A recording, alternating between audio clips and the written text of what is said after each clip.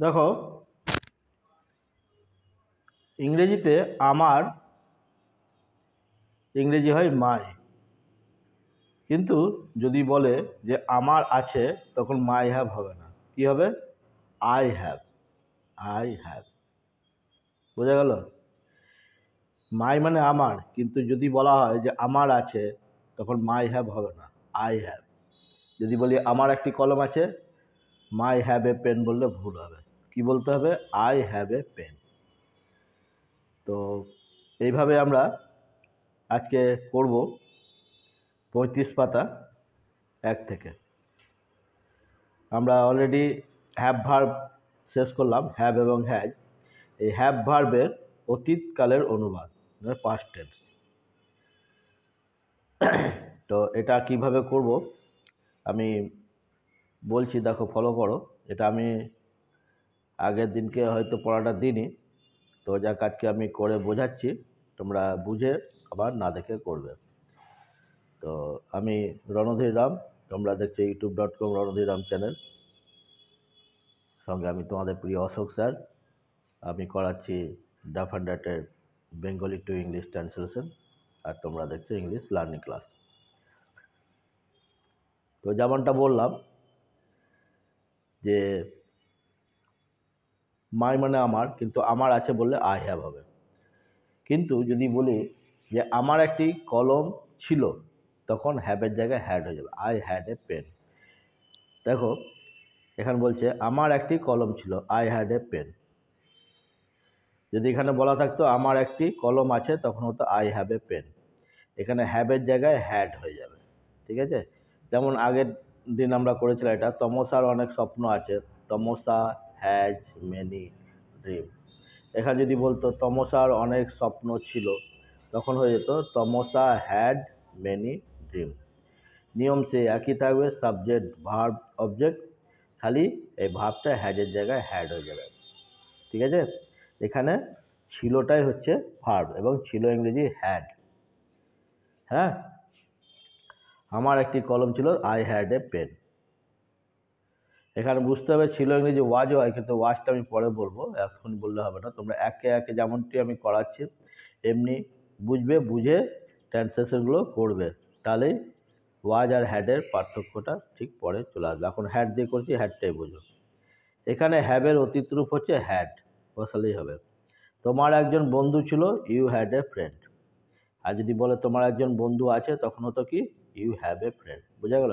হ্যাভের জায়গায় হ্যাড, আছে বললে হ্যাভ, আর ছিল বললে হ্যাড।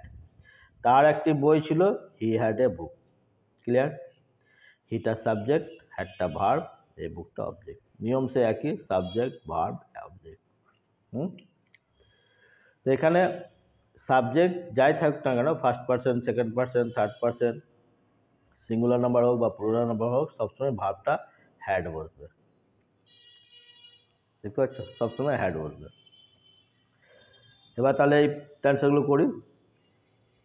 কি হয়েছে? আমার একটা পাখি ছিল, কি হবে? কার ছিল? আমার ছিল। তার সাবজেক্টকে আই, ভার্ব কি? হ্যাড। কি ছিল? একটি পাখি, এ বার্ড। সাবজেক্ট ভার্ব, এটা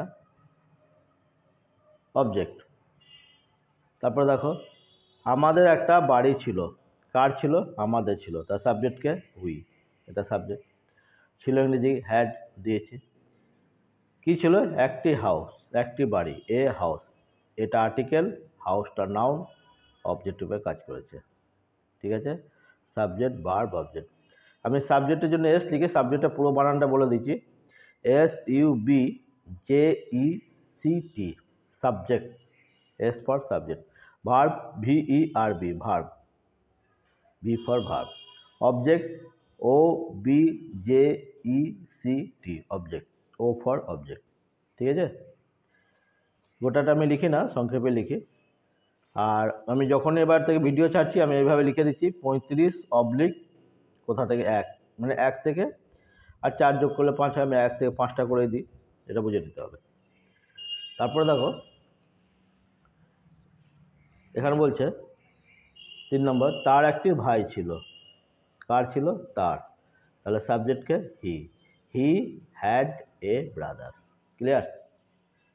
এটা সাবজেক্ট, একটা ভার্ব, একটা ভাই ইংরেজি এ ব্রাদার, এটা আর্টিকেল, ব্রাদারটা নাউন, অবজেক্টিভে কাজ করেছে।